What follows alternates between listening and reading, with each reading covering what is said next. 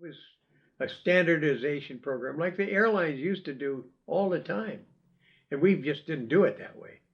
We like I said, our standard way was to send a pilot to the factory. The test pilot would take him out for 2 or 3 flights, and then he would go back and he would teach us how to fly the airplane from just the 2 or 3 flights for the with the test pilot. That was ridiculous. Why did they continue to do that, do you think? Why did they? I don't know. They just didn't think they needed to have a standardized program. Just that's the way we did it, and we did it for years that way. Standardization program was really great, and of course, when we had things like Katrina, we brought people from every station in the airplanes that we were flying there, and they flew together because they'd all been standardized. I'm sitting here 30 years after my retirement talking about Katrina, and I had a big part in Katrina because I was the first standardization program we had. I was the senior man on that program. That was the H-52. I think many people were happy that we made this upgrade. And then, of course, all the new people really liked it because it was standard. There may have been some old-time guys who said, we didn't need to do this. I mean, we look how long we've gone without having a problem. We didn't need to do this. Well, if we had that, I didn't hear it. And I would probably be the last guy they'd tell it to anyway, because I was the first guy in charge of standardization. But of course, I was out of aviation within about 3 years. I ran the program in Savannah for 1 year, went to Mobile, started the air station. I was exec. I wasn't a standardization pilot.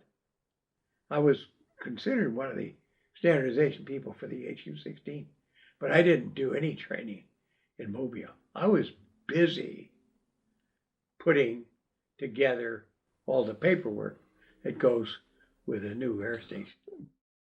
No, we had a guy, he just passed away. His name was a couple of classes behind me. I can see him, and he's in the Aviation Hall of Honor, about 1 or 2 names ahead of me.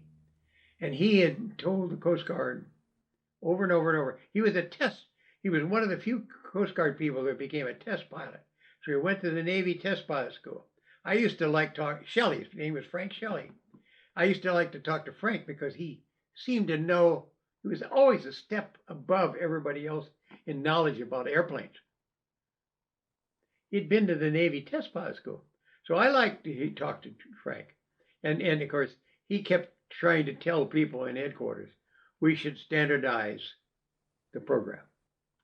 And it was his idea to standardize when we were having a lot of minor damage to new H-52s. He just said, we ought to be standardizing this program.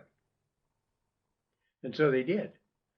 And then, of course, I wasn't going to be the senior man at the standardization program. I was supposed to be the commanding officer at the new air station we were going to build it at Selfridge. But they didn't get the money. Then they were going to put me in the district office as an inspector. And nothing to do with aviation, just waiting for my year to put the air station together. I said, no, I don't want to do that. That's first place. I've been out of flying for 4 years. I want to go back to a real job.